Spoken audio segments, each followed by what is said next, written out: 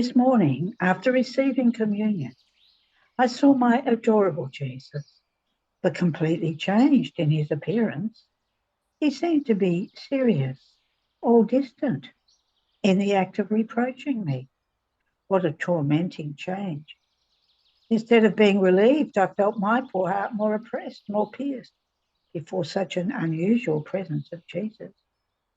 Yet I felt all the need for a relief from the pains of his that I seemed to be alive, but agonizing and in a continuous state of violence. But blessed Jesus, wanting to reproach me, because I was looking for relief in his presence, while I was to look for nothing but suffering, told me, just as lime has the virtue of cooking the objects which are thrown into it, so does mortification have the virtue of cooking all the imperfections and defects which are present in the soul. And it reaches the point of spiritualizing also the body, surrounding it like a circle and sealing all virtues within it, until mortification has cooked you well, both the soul and the body, to the point of undoing it. I will not be able to seal in you perfectly the mark of my crucifixion.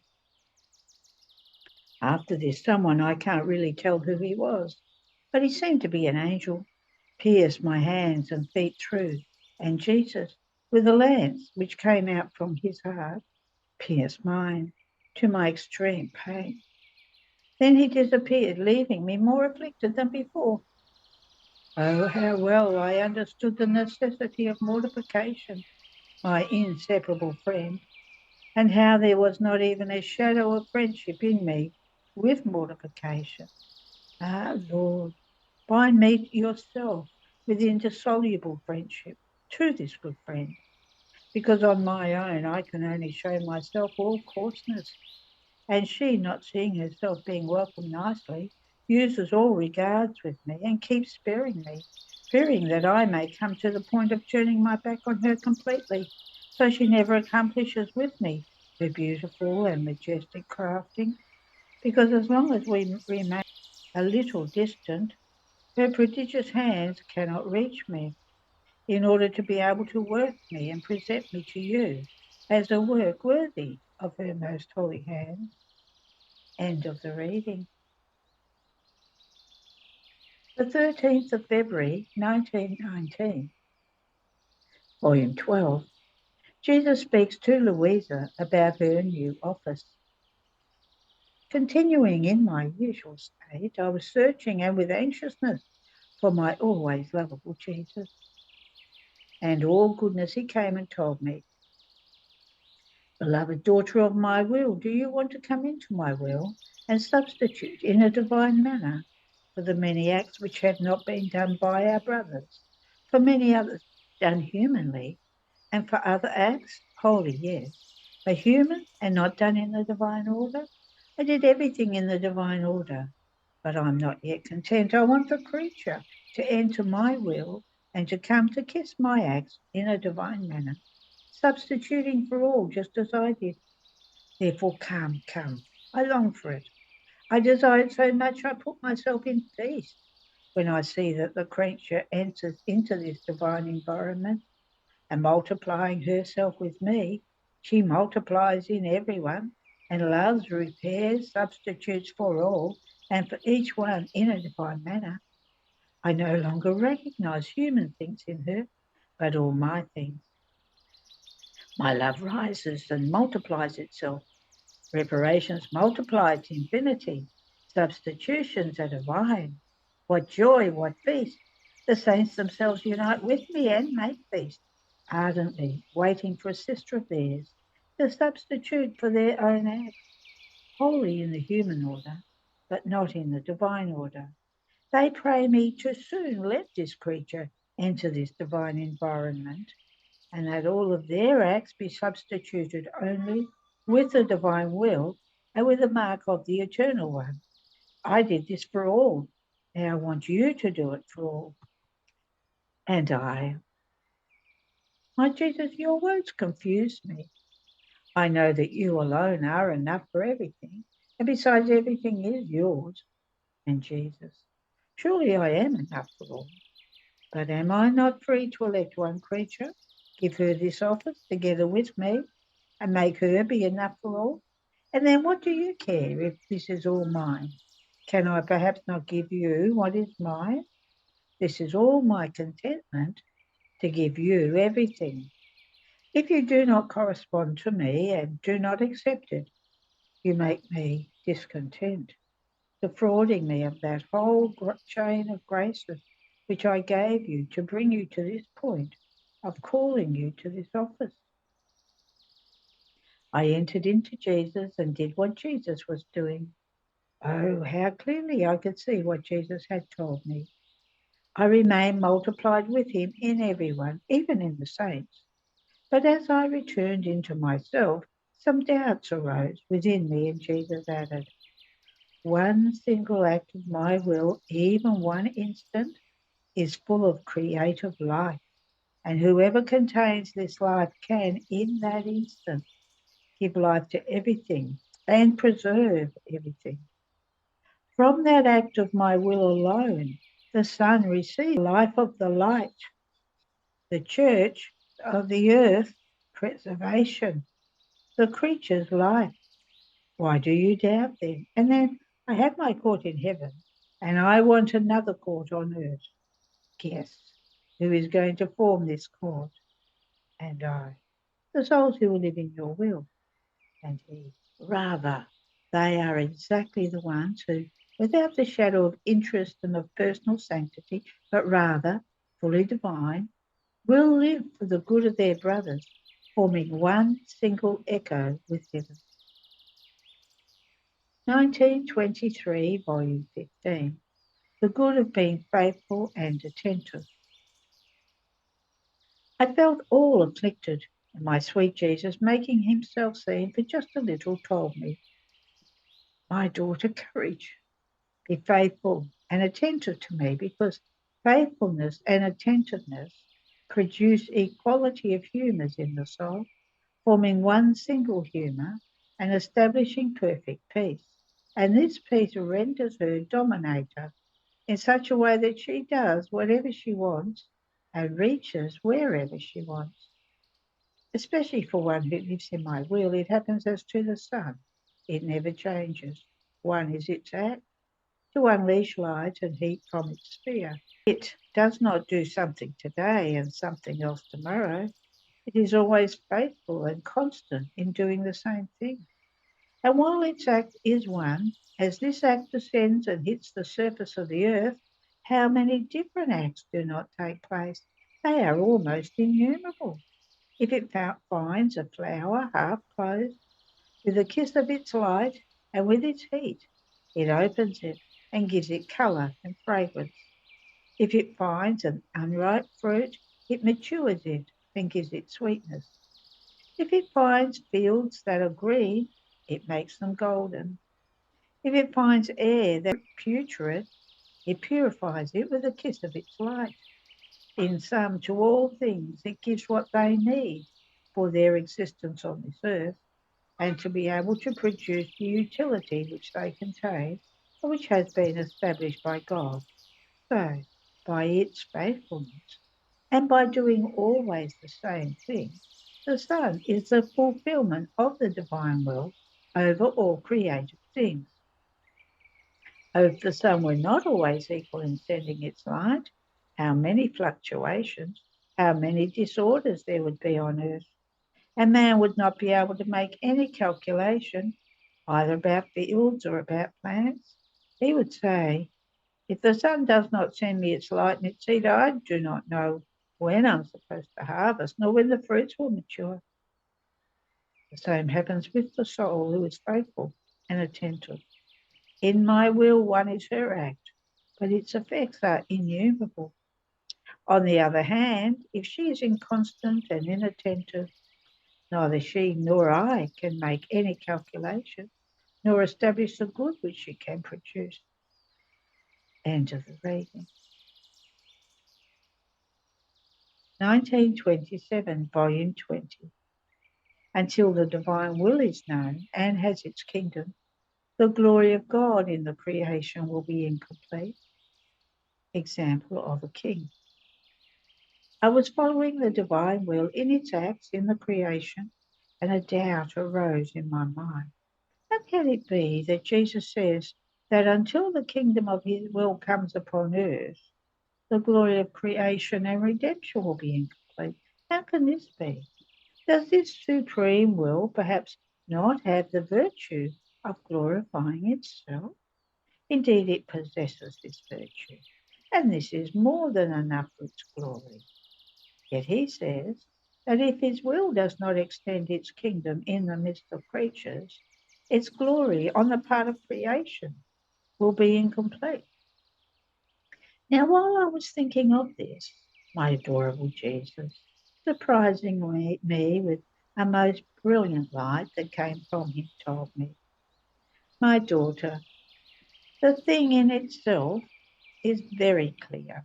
Until my will is known and has its prime place of honour and of dominion in each being that came from our creative hands, its glory will always be incomplete. The reason is very clear. In fact, our prime purpose in creation was that as this supreme will was released from us, being bilocated in all creation, it might extend everywhere in the heavens, in the sun, in the sea, in the flower, in the plants, even into the earth, and in each being that came out of our creative hands, constituting itself life of everything in order to form its life in each being, and by locating itself in each creature, it might have as many of its lives and reigns to dominate, or as many creatures as would come to the light. Now, my will is not withdrawn. There is not one point to which its divine life does not extend. There is not one creature which is not invested by this supreme will. But while it extends everywhere and invests everything and everyone, it cannot form its life. How many divine lives suffocated in the creatures? How many deny it to it the first place in their acts? How many place it after unworthy and vile acts, denying its dominion to it? And do you think that the destruction of so many divine lives of this will of mine in the creatures is something trivial? Of so many of its acts, noble and sublime, which it feels as being destroyed, while they use it to form human lives, deplorable lives, monsters that will serve for hell. Do you think this is trivial, my daughter? The detriment that our glory receives because of creation is great and incalculable, such that not even all the good of redemption could repay us, because even with redemption, man has not come back into the unity of our will, nor does it fully reign in the creatures. How many lives, which are said to be good and holy, are halved between divine will and human will. Therefore, our glory in the creation is not complete, and only then will it be complete when the things created by us will be of use to our own will, and to those who will give it the prime place of honour, will recognise it in all things, and letting it reign in all of their acts, will constitute it absolute queen and dominating king. Don't you think it is just and a right that, since everything belongs to my will, and since my will is everywhere and is for all primary life of everything, all would recognize it and all would become divine will since they all belong to it? Imagine a king who had his kingdom. All lands, villas, and cities are his exclusive property. There is nothing which does not belong to him, not only as right over his kingdom, but also as right over properties that run to him. Now, because of his goodness of heart, this king wants to see his people happy. And so he distributes his farms, his villas, his lands to his people for free, giving them even housing in his cities, such a way that all can be rich with abundance, each one in his own condition. And he does all this great good to his people with the only purpose that they would recognize him as their king, giving him absolute dominion, and recognizing that the lands occupied by them were given to them for free by the king, so that he might be glorified, recognized, and loved for the good he did to them. Now, ungrateful, this people does not recognize him as its king, and it claims the right of property over the lands which it possesses, denying that they were gifts made by the king.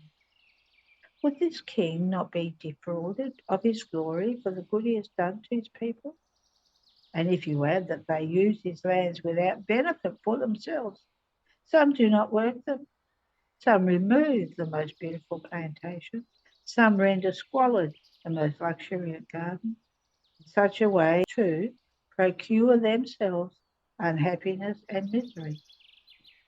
All this would add dishonour and a sorrow that no one could soothe, to the detriment of the glory of the king. This is nothing but the mere shadow of what my supreme will has done and still does. No one has given us 1 cent for receiving the good of the sun, of the sea, of the earth.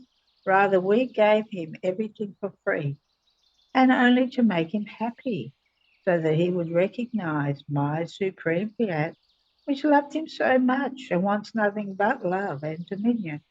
Now, who could compensate that king for the detriment of the glory which his people has not given him, and soothe his intense sorrow?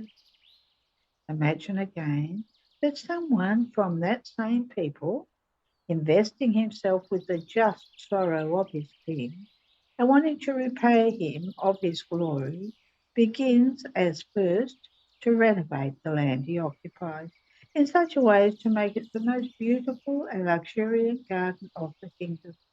Then he says to everyone that his garden is a gift he's received from the king because he loves him. Then he calls the king into his garden and says to him, "These are your dominions. It is right that they all be at your disposal."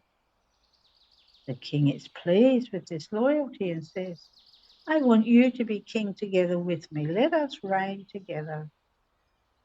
Oh, how he feels his glory being restored and his sorrow soothed by this one member of his people. But this man does not stop. He covers all the paths of the kingdom, and shaking everyone with his words, calls a good handful of people to imitate him, and forms the loyal people, which give the right of dominion to their king. And the king feels restored in his glory, and as a reward, he gives them the title of children of his, saying to them, "My kingdom is yours. Reign, children of mine."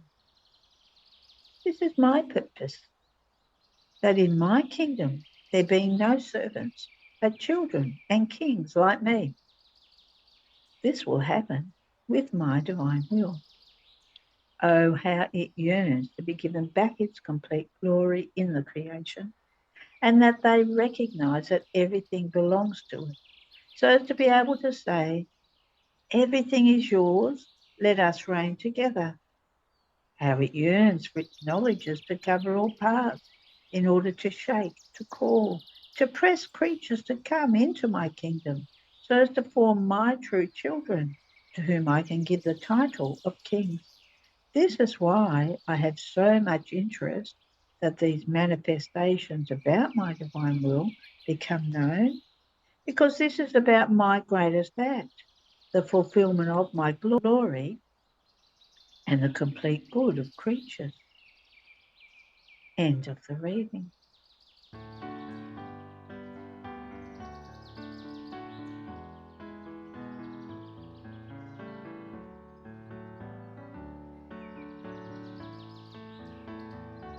The 13th of February 1931, Volume 29. One who lives in the divine will lives in the centre of its light, while one who does not live in it lives in the circumference of its light. How God finds his support. How the creation is mute while the creature is speaking creation. the echo of God in the preacher. God, by manifesting his truth, leaves rest and continues his work. My life, my most sweet Jesus, oh please come to my help. Do not abandon me. With the power of your most holy will, invest my poor soul and put out of me everything that troubles me and tortures me.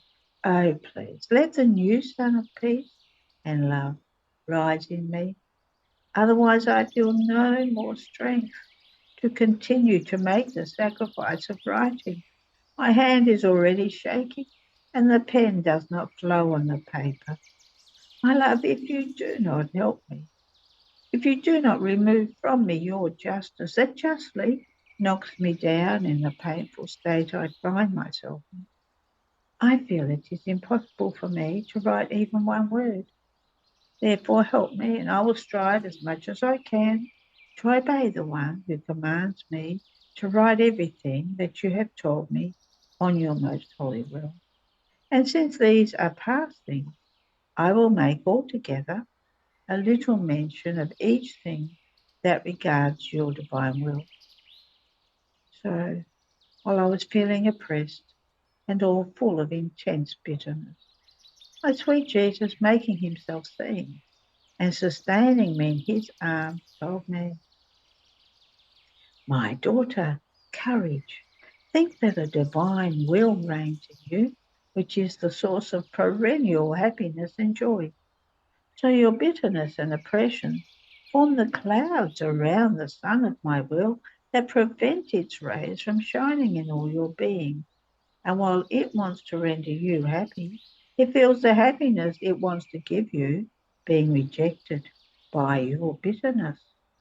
And even though you possess the divine will at your disposal, by virtue of your bitterness, you feel the rain that oppresses you, that fills your soul up to the brim. In fact, you must know the one who lives in my will lives in the center of the sphere of the divine sun and can say, the sun is all mine. On the other hand, one who does not live in it lives in the circumference of the light that the divine sun spreads everywhere, because my will with its immensity can neither deny itself to anyone, nor does it want to deny itself. It is like the sun that is forced to give light to all, even if not all of them wanted it. And why this? Only because it is light, and the nature of light is to give itself to all, to those who do not want it and to those who want it. But what great difference exists between one who lives in the center of my divine sun and one who lives in its circumference. The first one possesses the properties of the light and all of its goods that are infinite. The light keeps her defended from all evils. So sin cannot have life in this light. And if bitterness arises, they are like clouds that cannot have perennial life. A little breeze of my will is enough to put to flight the thickest clouds, and the soul finds herself sunken within the center of its sun that she possesses. Also, since the bitterness of one who lives in my will are always because of me, and I can say that I am embittered together with you, and if I see you crying, I cry along, because my very will renders me inseparable from one who lives in it, and I feel her pains more than if they were my own. Even more, my very will that resides in the soul calls my humanity into one who suffers to make it repeat its life giving, living on earth.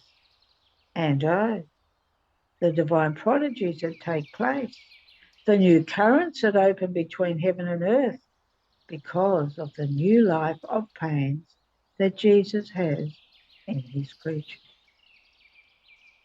And my heart, while it is human, is divine. It possesses the sweetest tenderness, the attractive and powerful tenderness of my heart is such, and so many, that as I see one who loves me suffer, my most tender love melts my heart, pours itself completely over the pain and over the heart of my beloved creature. Therefore, I am with you in suffering, and I do two opposites of actor of pains and spectator, to enjoy the fruits of my pains that I keep unfolding. Therefore, for one who lives in my divine will, I am centre and sun of her life. So we are inseparable. I feel her life palpitating in me, and she feels my life palpitating in her inmost soul. On the other hand, one who lives in the circumference of the light that the sun of my divine will spreads everywhere is not the owner of the light, because true ownership is said to be so when a good resides within oneself, and the good inside no one can take away from us, either in death or in life. On the other hand, the good outside is subject to danger, nor does it have the power to keep us safe, and the soul suffers weakness, inconstancy, passions that torment her, and she reaches the point of feeling as though far away from her Creator. Therefore, always in my will do I want you to let me continue my life upon earth.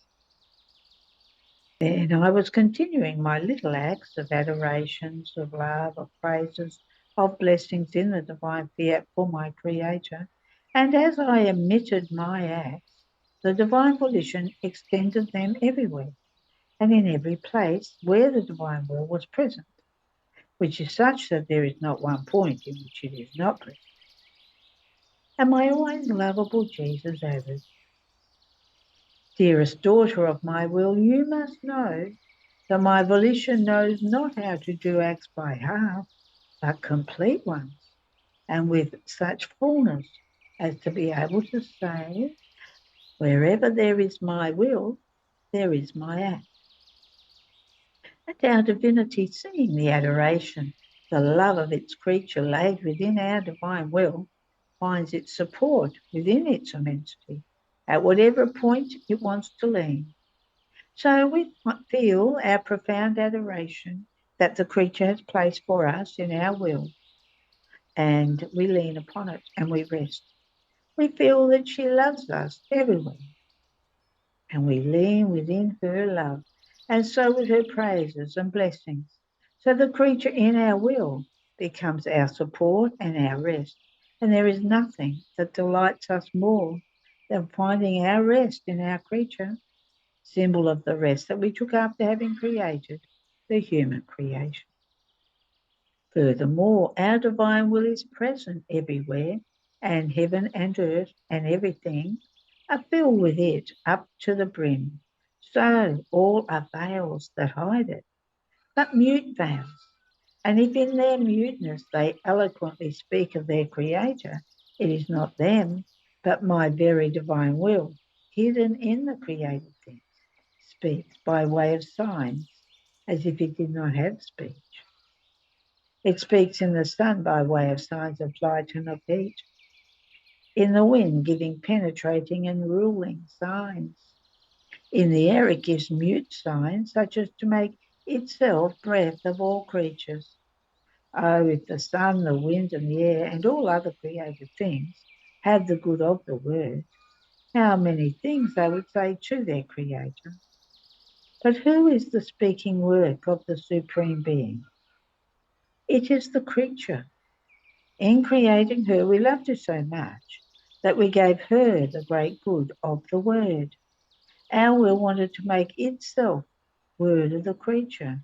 It wanted to leave the muteness of created things, and forming in her the organ of the voice, it formed the word so as to be able to speak. Therefore, the voice of the creatures is speaking veil, in which my will speaks eloquently, wisely.